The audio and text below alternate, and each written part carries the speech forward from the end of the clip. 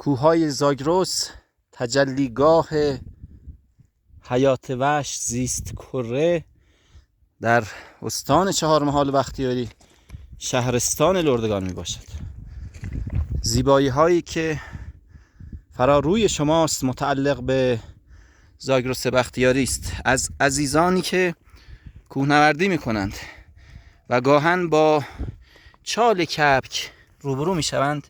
دقت کنید، یک کبک با 12 عدد تخم که در فصل زایش حیات وحش قرار داره، لطفاً تحت هیچ شرایطی، عزیزان خواهش میکنم، تحت هیچ شرایطی اگر در حین کوهنوردی به این چالها دسترسی پیدا کردین، حتی کوچکترین حرکت این تخم‌ها را حرکت ندهید و از سر جای خود خارج نکنید. تمنا میکنم در صورتی که دستکاری کنید این کبک به محل چال خودش بر نمیگرده و شما در از بین بردن گاهن 12 تا 20 تا شاید تعداد بالاتری کبک در فصل جدید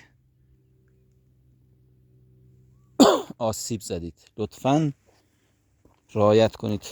ما هم از این منطقه خارج میشیم تا در صورتی که کبک مادر به محل زندگی خودش برگشت دچار استرس، اضطراب و ترس و فرار از این محل نشه. درود بر همه شما.